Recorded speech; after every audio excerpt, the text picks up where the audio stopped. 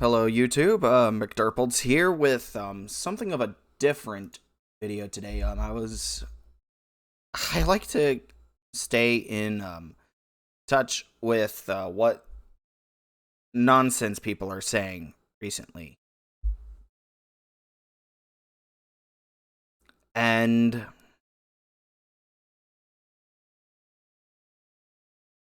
where I lost my train of thought. This is totally unscripted, by the way.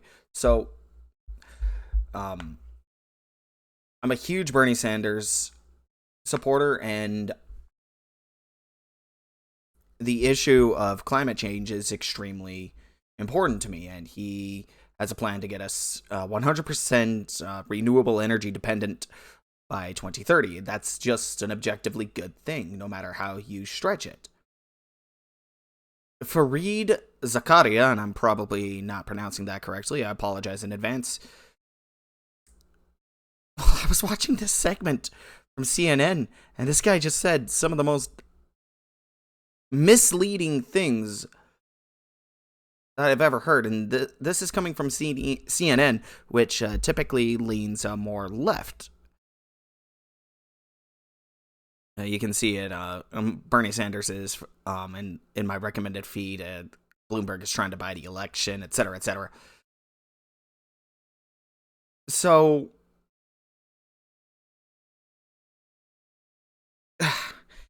he says something, and I wanted to.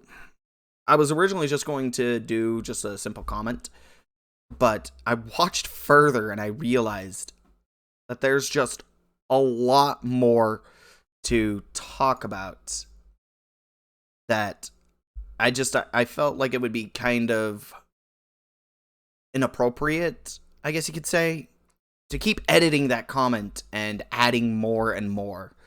So I'm just going to do a response, and this is the first time I've ever done anything. This isn't going to be the norm by any stretch of the imagination. This is a one-time thing that I'm going to do at the spur of the moment. It's currently 8 o'clock here, so I'm trying to be as quiet as I can possibly be for this. So with all of that said, and I haven't actually watched the whole video through, I am going to. But I'm going to pause at certain points. And you probably saw the other tabs. I've already looked up a little bit of information beforehand,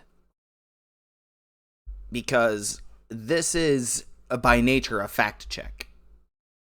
And just look at this smug prick's face right here. So let's go ahead and let's just get started. Okay, I'm gonna start the video now.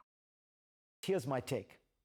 The prospect of Bernie Sanders becoming the Democratic nominee has startled many people who worry that his brand of democratic socialism won't sell and would pave the way for a second Trump term. Okay, so 13 seconds into the video and he's already spouting nonsense. Bernie Sanders is the most popular politician in the country currently. Oh. Are things not working? I'm gonna fumble around a little bit because I actually lost my good computer at the start of the month, so I'm using my older, shittier computer, and it just doesn't work as well. I apologize if things cut out. But anyway, God, I hope it's working just fine. The video playback is just fine.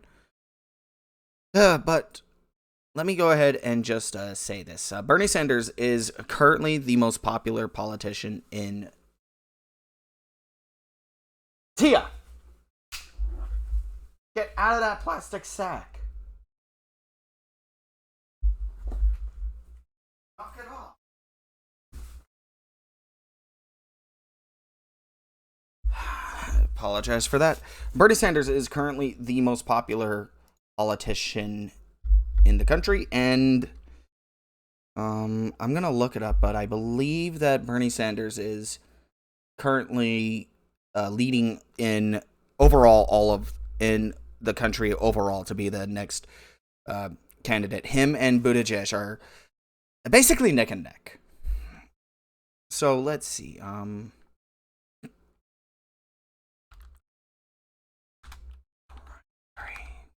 Polls 2020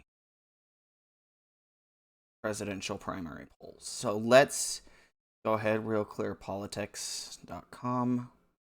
This is just something quick.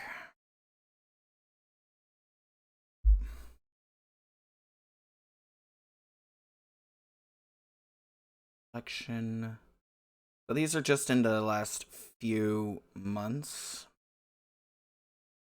So let's see. We've got Sanders winning 1 in Nevada. What? Oh, is this in Nevada?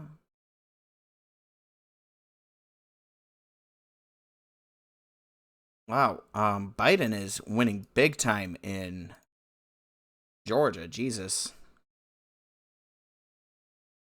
Well, that's just for on Friday. So let's see.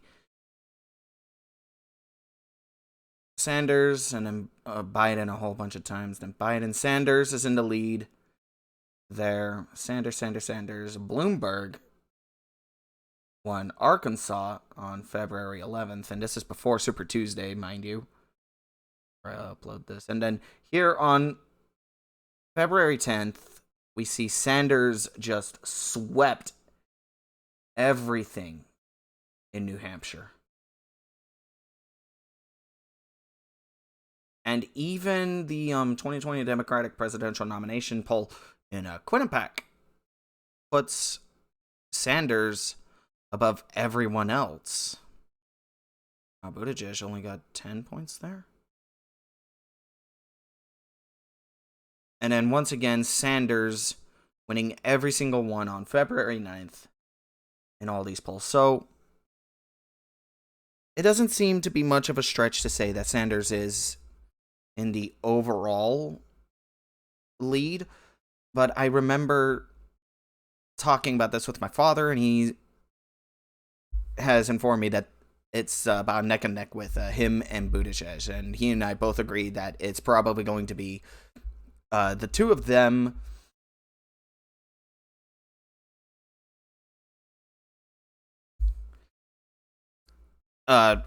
vying for the Democratic nomination. So let's see. Hers versus Trump polls. So let's go ahead and see Trump versus Sanders. So let's...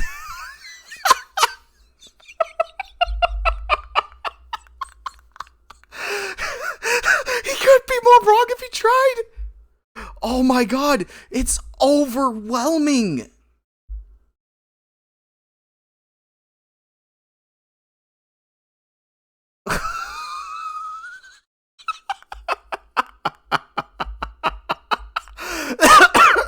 Oh my god. Oh my god, CNN. Let's see. Let's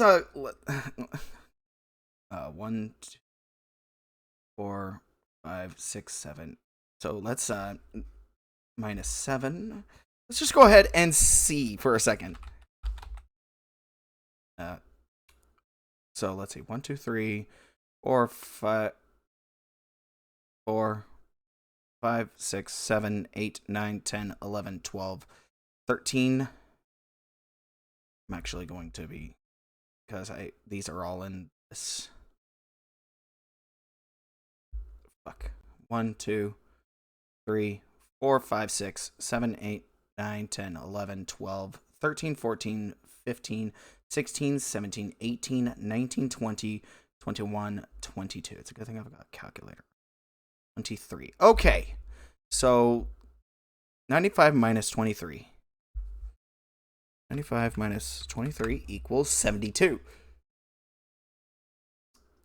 That is... Sanders has won in 72 of these. So now let's see how many Trump has won. So let's see. 1, 2, 3, 4, 5. 17, 16, 15, 14, 13.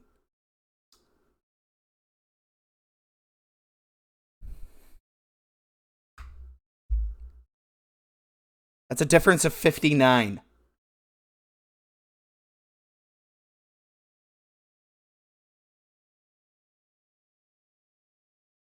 That's a difference of 59. Sanders is beating Trump 59-13. I'm sorry, 72-13. So, Mr. Zakaria, you're wrong. Like, yes, he could absolutely beat Trump. Now, this is based on incomplete data, of course, but it is from, let's see, most of, never mind, Jesus.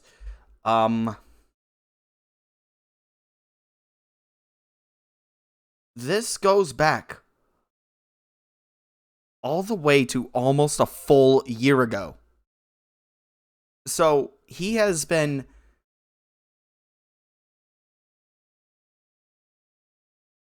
consistently placing top in every single one of these polls, including the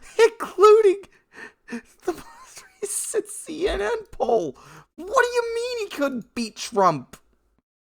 You've got to be insane. You have actually got to be insane. There's no way Trump's winning this. I say that. I shouldn't say that because it's a very dangerous thing to say, but you get my point. 13 seconds in and he's already wrong. This might well be true, but surely the more important question is not whether his programs would be popular, but whether, in fact, they're good programs. It's time to stop. Okay, I'm gonna stop for 1 second. I'm gonna try to keep this to a minimum, but there's a reason he's the most popular politician in the United States currently, and has been since well before the Trump administration, since honestly before the 2016 election in general. Before he even announced his presidency, he was already one of the most popular politicians in the country. Should probably fact check that, but I'm gonna take a... What the fuck? What the fuck? I didn't know I could do that. I'm just not gonna fucking bother. I don't want to keep pausing the video like this, but you get what I'm trying to say.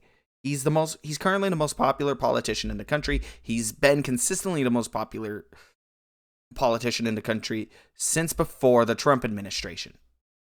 So just keep that in mind. Keep that tucked inside of your memory for a moment. His policies are popular. In fact, let me see.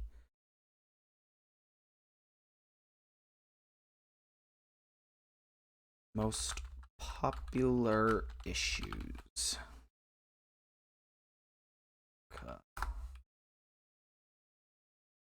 Today's most pressing issues. Packed NYC. Hour and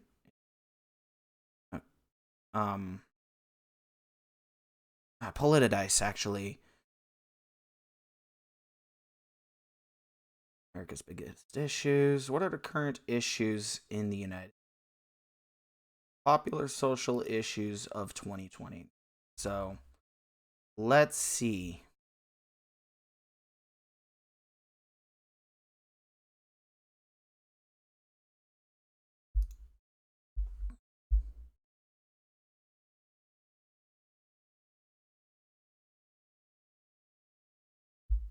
I'm only going to open up a handful of these. I know it's cherry-picked data. This is what again? Should gay couples have the same adoption? So this is gay adoption. And 81% of people say yes. So let's go ahead and go to the next one. I'm trying not to pause, or I'm sorry. I'm not going to try to edit all this out. Most people say pro-choice or abortion. Gun control. This is split 50-50. That makes sense. Let's go ahead and see what the nitty-gritty is. Yes, requires strict background checks, psychological testing and training, etc., etc. No is kind of split up. Only for the criminals and the mentally ill. No, only for assault weapons. No, but increased penalties for gun-related crime. No, the government should pass a national standard ground law. Oh, wait. I side with beta. This really isn't... Okay. Oops. Probably gonna have to edit that. Apologies. Skim.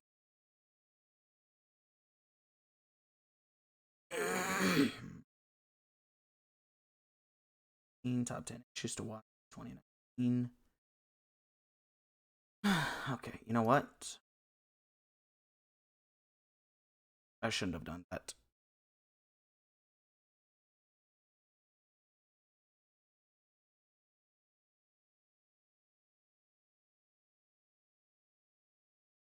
Oh, that's somehow divided.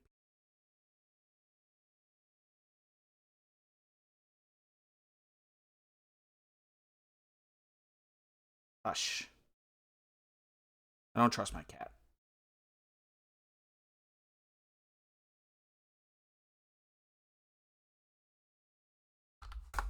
Graph. Okay. 80,000hours.org. Extinction risk.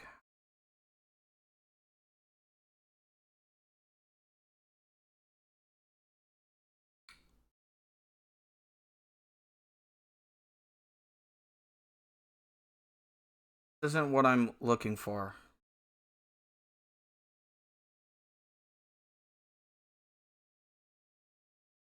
Most important issues facing U.S. today. Okay. This is from Statista.com.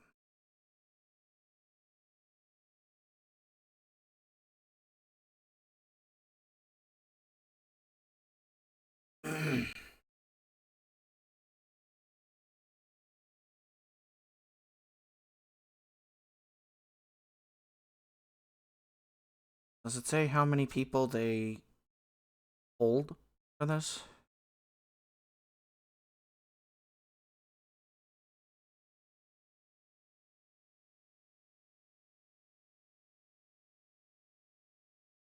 So the vast majority of people that they polled 2019 here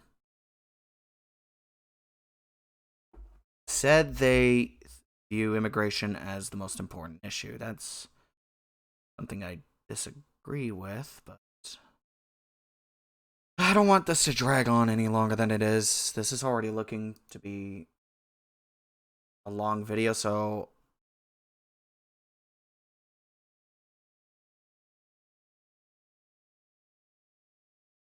go. Come on, computer. Rating Bernie Sanders on a curve. Programs. But whether, in fact, they're good programs. Okay, I just want to point out that countries like Denmark and Sweden have had social democratic democratic social programs for a number of years now, and they're just fine. And if you're going to use that ethnically homogenous argument, I'd like to remind you that black people and Asian people and anyone of color eat at the same rate as white people. They all need the same things as us. Well, what matters isn't how many people are white. It's just fucking nonsense. What matters is the concentrations of people in those countries, and the concentrations. Even though the countries are smaller than the U.S., they are concentrated similarly to America. That it's just human nature to kind of gather around in cities, and not a whole lot of people like to stick by themselves in the boonies. People kind of just it's human nature. We're social animals, so we tend to kind of clump up together into cities. It's just how we act.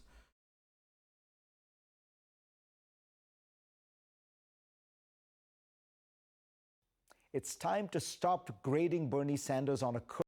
I just realized I probably seemed like I was going off track there for a second. Got just to close that up.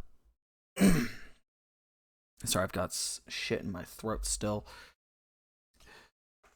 The country, if you're going to use the ethnic homogenous argument, what matters is the concentration and the percentage of people living in cities as opposed to more rural areas of the countries, and how much they eat, drink, etc., etc.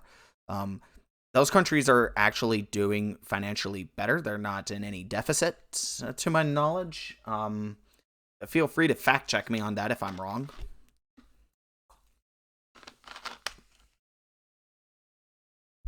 I would assume that they're fine, but that's based on my limited knowledge of the matter. So if I'm wrong, please correct me on that. I hate spreading misinformation. But let's go ahead and get back to the topic at hand. So I rambled on a little bit too long there.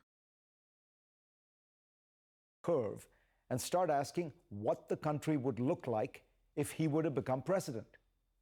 Let's consider the topic that he argues is the single greatest challenge facing America and a global emergency. That's because they are. Sanders wants to commit the United States to achieving 100% renewable energy for electricity and transportation by 2030. This is a laudable, though ambitious goal. The question is, how will he go about meeting it? US carbon emissions fell almost 15% from 2005 to 2016. And this is where my problem with it first started. And this is why I've got all this nonsense up here when the video started. Yes, he is actually correct in saying that carbon emissions fell from 2005 to 2016, but in 2017, it went back up from 1.849 million metric tons to, 1.866. That's a difference of, let's do some math here. I'm going to move that over there. 1.1,849. 1,849. And then it's minus what, 866? 1,866,000,000, and I'm rounding this up. That's a that's not correct. I did my math wrong. Ah, damn it, I didn't mean to do that.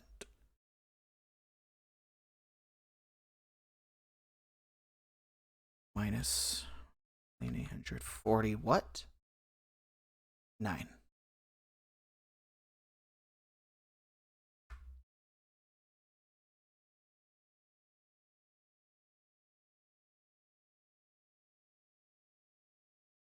That's strange. That's 17 million metric tons, but way bigger. Oh, you know what? It's probably because I rounded it out so much before, which was just bad math on my part. So that's an increase of 17 1,000 metric tons of carbon dioxide within just the span of a single year.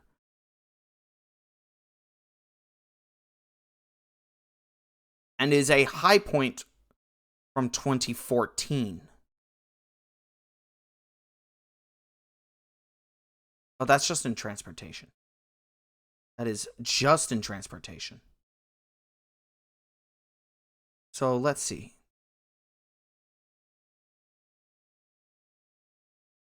From 2005, it was 7.339 million metric tons, right? I'll assume such.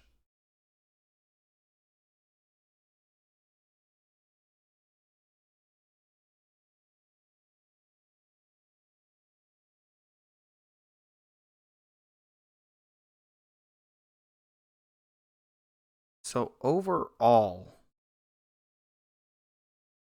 it has actually, and it's still continuing to go down. Well, I feel sheepish.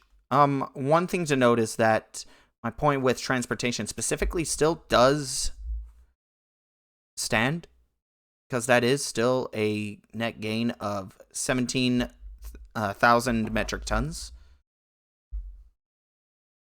in the span of a single year, and that's still kind of unacceptable.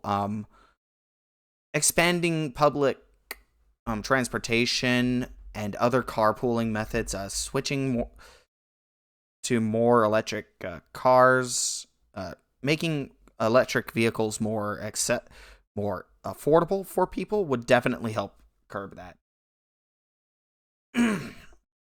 He is actually correct, though. But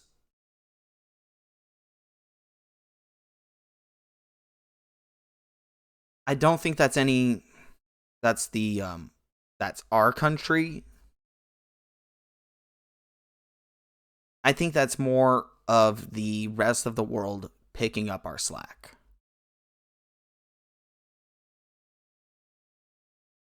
– 2005 to 2016 is still fairly recent.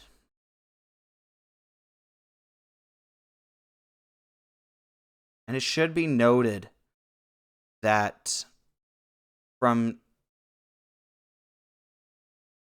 1990 to 2017, rather,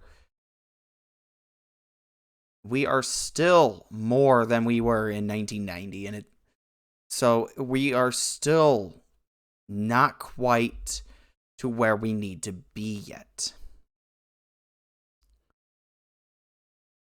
These numbers are encouraging, but I would definitely keep an open mind about that, because it's still not telling the full picture. Because when you break it down into the specific areas,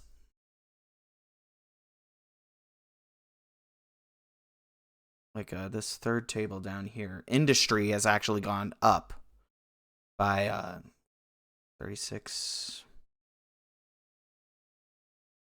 14 equals, by 22,000 metric tons.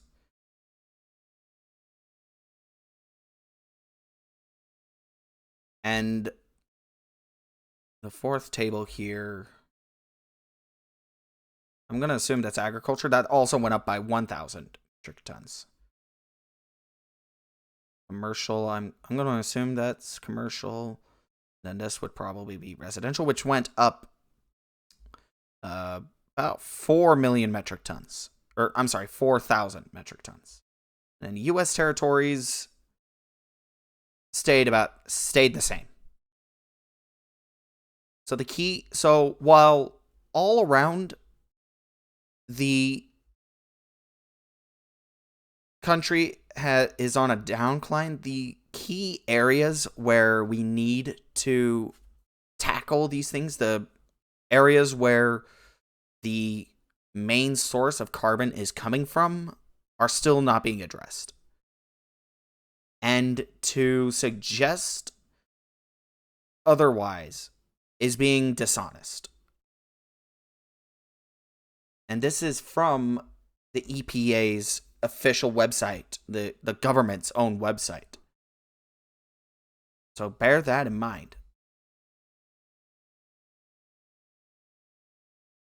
To Carbon Brief, the single largest cause for that was the switch from coal-fired power plants to natural gas ones. He is correct about that. 33% of the reduction. The adoption of solar power, by contrast, accounted for just 3%. Nevertheless, Bernie by 3%. Yeah, but that's because there's not that much solar in the country.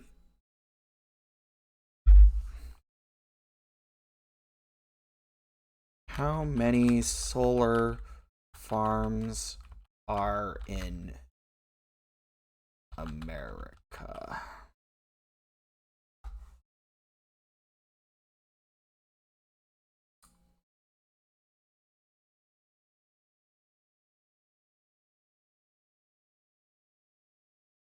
Our scorecard.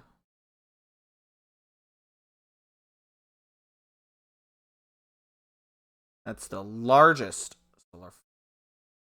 How many solar farms are there in the world?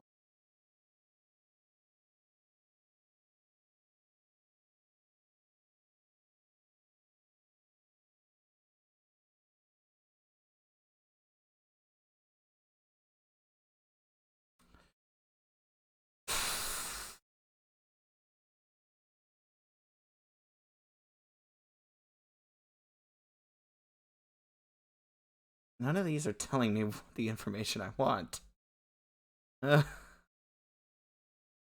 All 50 states ranked.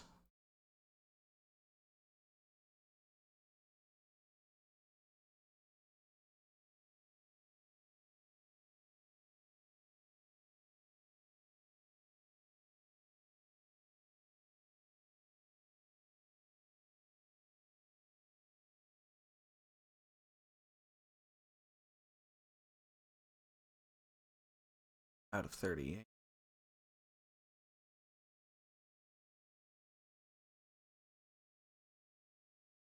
Just isn't telling me exactly what I want.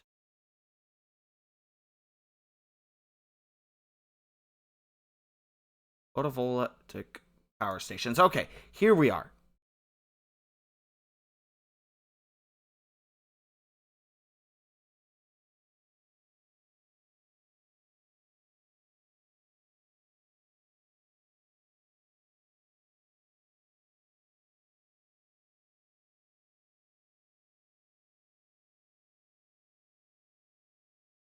Come on.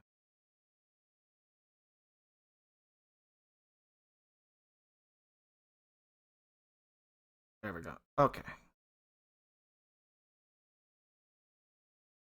So this is how many are in the US. 1, 2, 3, 4, 5, 6, 7, 8, 9, 10, 11, 12, 13, 14, 16, 18, 19, 20, 21, 24, 25, 26, 27. That's 27 farms. Capacity, annual output.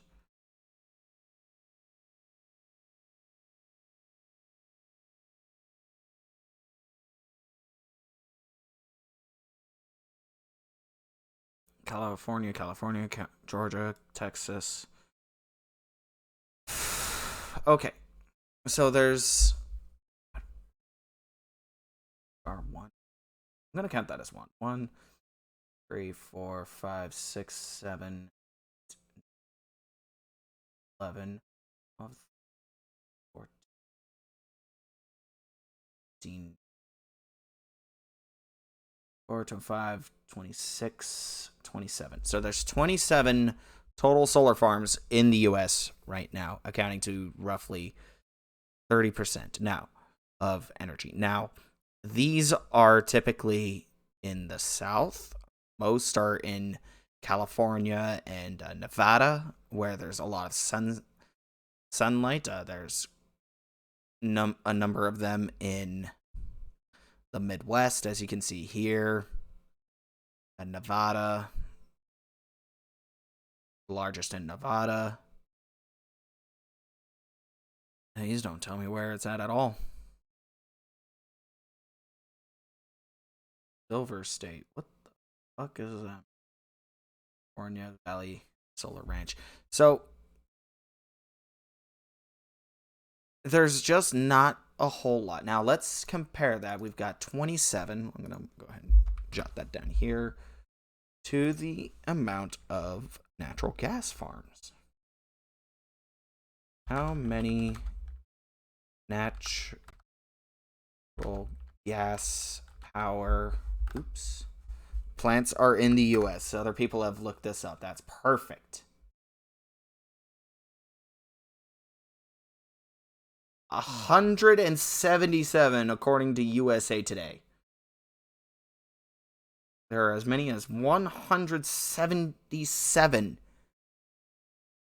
So, if you do some quick maths there, that's a difference of 150.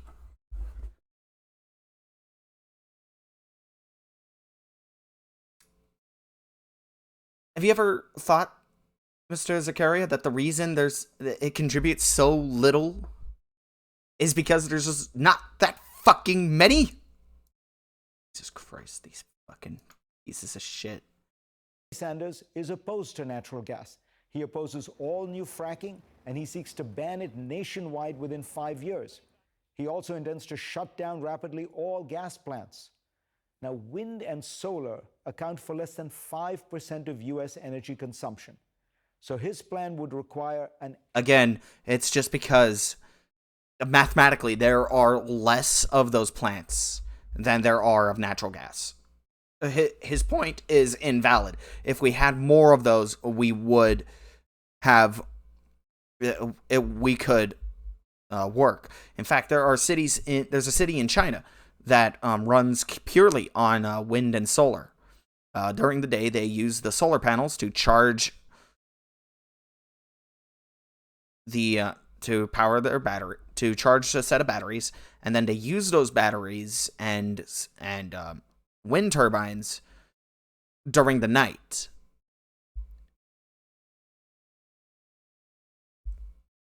So take that with what you will. Exponential jump in renewables in just a few years.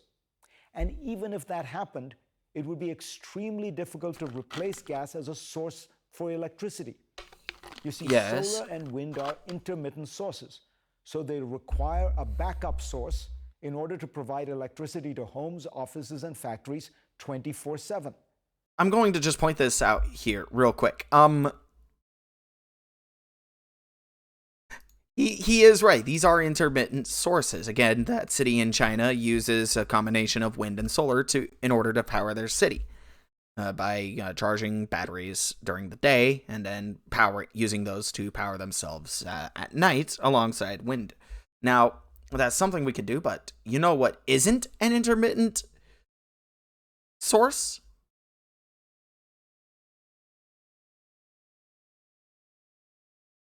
I'll show you.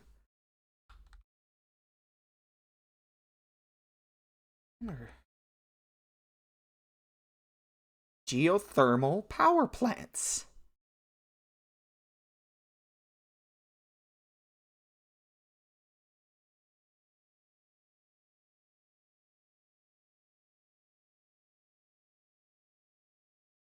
This is something I'm actually interested in real quick. Give me 1 second. An abundance of greenhouse gases below the surface of the Earth mitigates towards the surface and into the atmosphere. Surface instability, earthquakes. It's expensive. It's location specific. Yes. Sustainability-ish. What?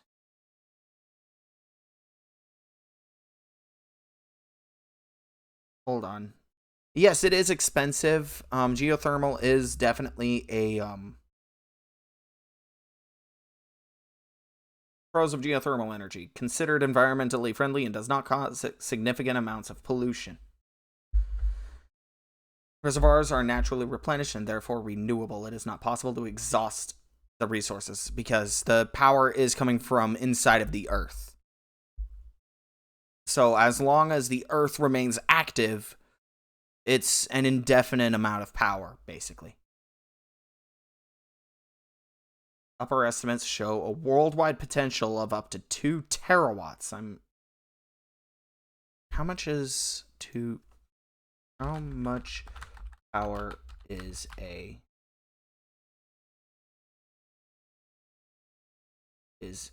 terawatt? How much power is a terawatt? Is 1 million megawatts. Planet Earth currently is at approximately a 17 terawatt.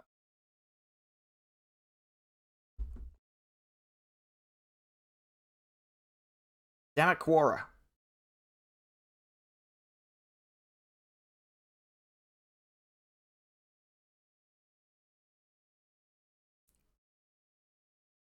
Now, let's see.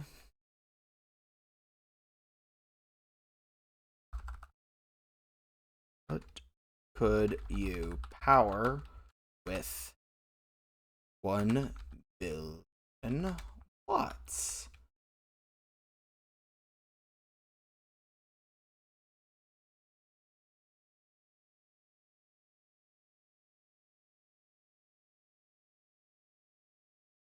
So 1 gigawatt. How much power is 1 gigawatt? Which is a billion watts.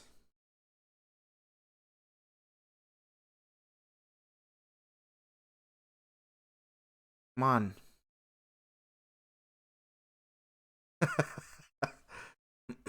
So 3,125,000 3.125 million solar panels, 412 wind turbines, 110 million LED light bulbs, 1.3 million horses, 2,000 Corvettes, 9,090 Nissan Leaves. It's a lot of power. And that's just a gigawatt.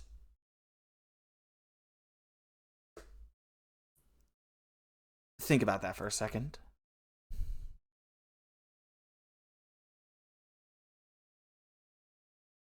Can be built partially underground, does not involve any fuels, which means less cost fluctuations and stable electricity prices, is available everywhere, although only some resources are profitably exploitable.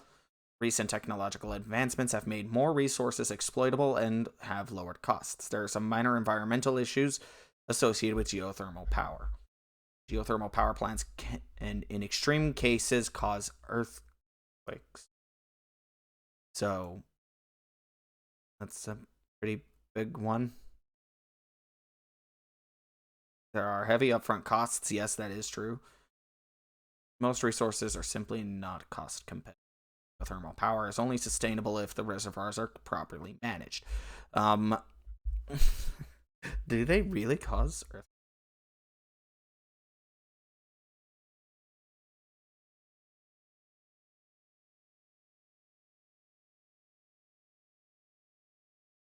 Construction of geothermal power plants can affect the stability of the land. In fact, geothermal power plants have led to subsidence motion of the Earth's surface in both Germany and New Zealand. Is this true? Due to hydraulic fracturing, which is an intrinsic part of developing enhanced geothermal systems. A couple of years ago, January 1997, almost 30 years ago, but still. A geothermal power plant in Switzerland triggered an earthquake with a magnitude of 3.4 on the Richter scale.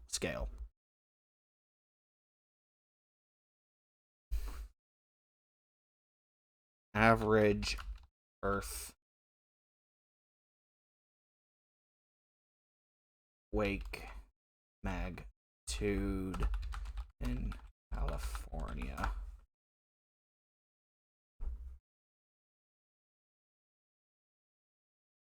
Each year, they get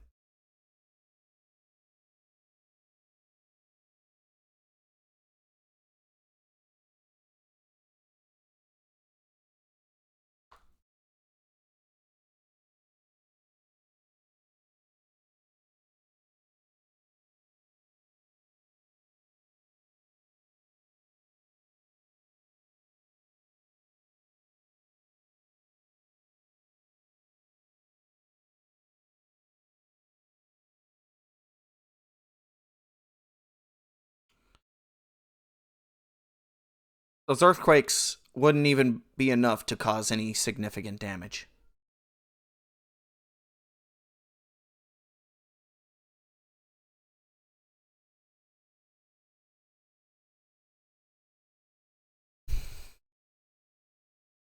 So geothermal is one that is fairly viable. So fuck this guy. Sanders has a solution: storage. And if we had the means to store electricity on a massive scale, such as in batteries, there would be no longer need for backup power. But we are not even close to having the kind of storage capacity we would need to make this work. Again, China. One example: the Clean Air Task Force calculated that just for California to reach 100% electricity from renewables, it would need 36.3 million megawatt hours of energy storage. The whole state currently has just 150,000 megawatt hours of storage. Now, there is another path to clean energy, a source that has zero carbon emissions and provides a continuous flow of electricity: nuclear power. It generates about 20% of the electricity in the US and a majority of power in France and a large portion in Sweden, two countries with carbon emission rates. Hold up. When he said that there was a clean renewable energy source, I was kind of scared that he was actually going to bring up geothermal power, but I'm so glad I was wrong.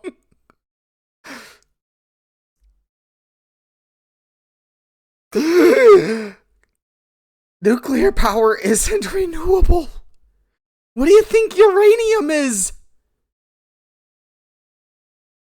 What do you think? Why do you think there are pools of spent fuel rods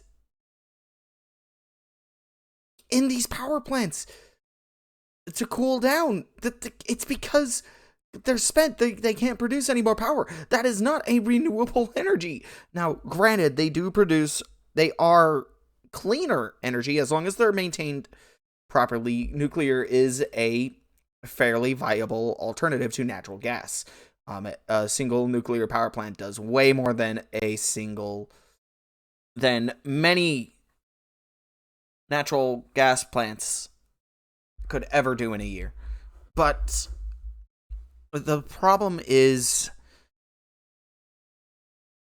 keeping them from melting down. They have to be constantly monitored, and I do mean constantly, because these are things that could destroy the planet. Just look at Chernobyl and what happened with that. There's still radiation. Fucking a goddamn 60 years. Just about 60 years since Chernobyl happened, and there's still lethal amounts of radiation. I assume it's lethal. I know that in most areas it's actually relatively safe, but there are patches where the radiation level is still considered lethal.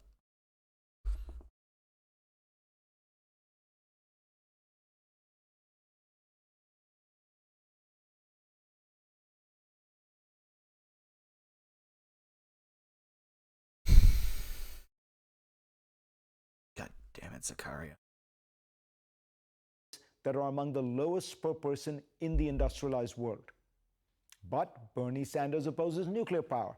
In fact, he plans to shut down all America's nuclear power plants within 10 years.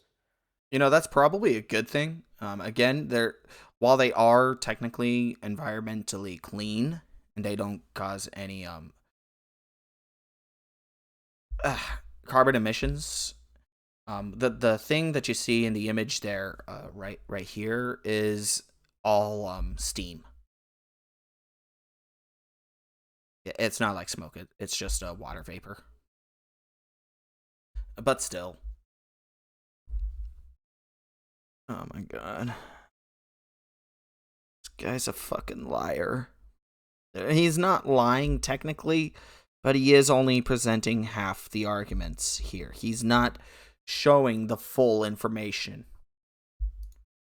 Fears about nuclear power are largely based on emotional reactions to a few high-profile accidents that have taken place over the last few decades.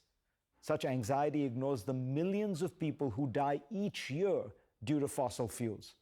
According to one study, nuclear energy is 250 times safer than oil and over 300 times safer than coal. Yes, this is true, but I'm sorry, I'm pausing so much here. This is already an hour-long video, and I didn't intend for it to be this long. But yes, these statistics are technically correct, but there is the underlying issue that that nuclear power plants do have to be constantly monitored and do have to be kept up to date. And there are old nuclear power plants, abandoned ones, that are fairly radioactive right now. So nuclear is an alternative technically, but it's necessarily not one that we should pursue, because even though statistically the odds of a nuclear power plant melting down are low, there is still that inherent risk, and I personally would rather just not take that risk at all. I don't think it's a good idea to have things that could literally blow up the planet powering our GoPros. So, food for thought there. Let me be clear. Natural gas and nuclear power have drawbacks and costs. There is no perfect energy solution on hand today. But I believe that we do in fact face a global emergency, and we need every means possible to reduce carbon emissions now. The Sanders Green Energy Plan is magical thinking. It presumes that we can reduce emissions in electricity and transport to zero in 10 years while simultaneously No. That is not what he's saying. No one is stupid enough to say that, and you fucking know better.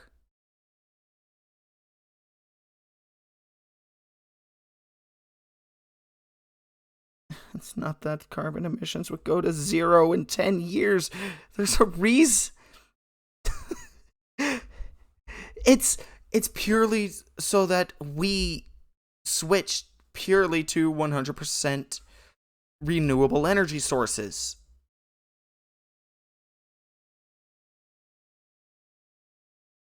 But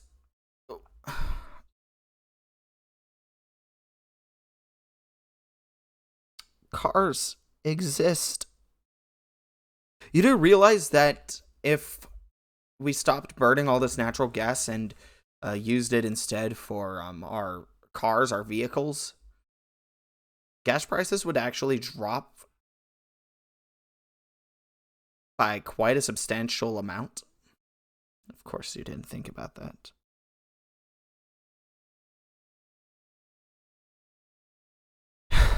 Yes, there is inherent costs with building these things, and there is a risk. But I, for one, think it's a risk worth doing.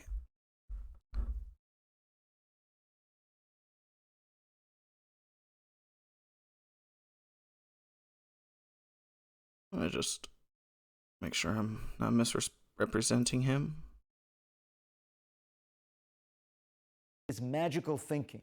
It presumes that we can reduce emissions in electricity and transport to zero in 10 years while simultaneously shutting down the only two low emissions, always available sources of power that collectively provide nearly 60% of America's electricity today.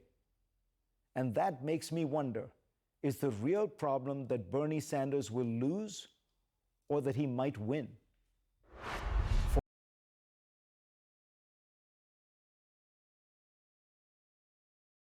I just want it to be noted that it is 100% possible for us to do this. It's expensive. It would be the single most expensive energy endeavor in United States history. but it is possible. And again, it is something worth doing.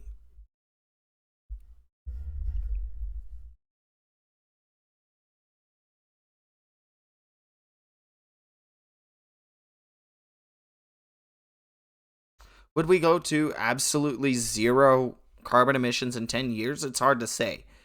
Um, because a good chunk of our carbon emissions come from cars, and I just can't realistically see people abandoning their vehicles for that. So it's just like,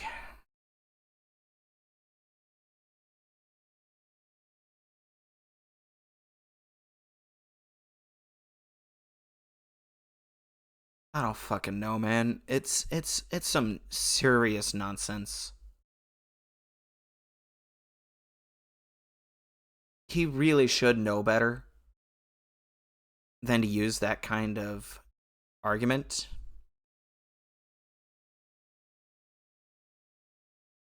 CNN, shame on you. Just shame on you for shitting over the man that is, in all likelihood, probably going to be the nomination.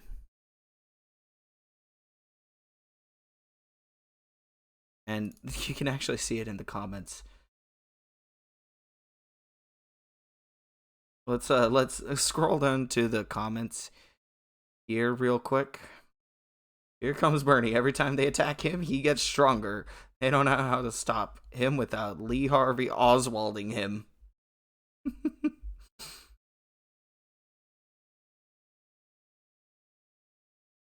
And Hillary will get the. How would Hillary get?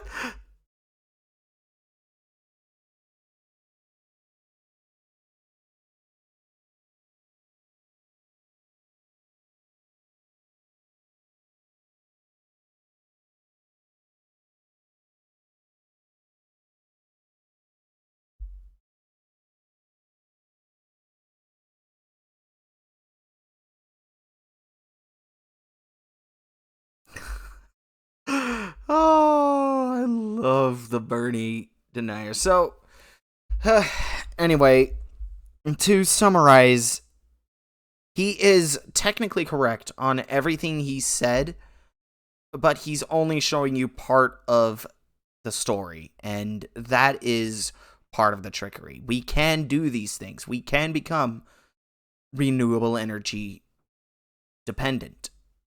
We don't have to be on a purely non-renewable energy source. It is something possible that we can absolutely do. Is it difficult? Of course. Of course it is. Is it impossible? Of course not. And anyone that says otherwise is just, they're factually incorrect. There's no other way I can describe it as factually incorrect. So,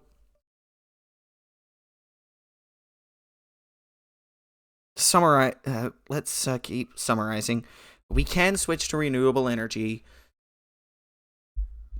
There are already countries that are switching to renewable energies, and cities switching to completely renewable energies that aren't experiencing any issues. There are alternatives like geothermal power that do have drawbacks, but you put all those together and we do have a consistent level of energy. As long as the earth produces power, it's basically an indefinite power supply. I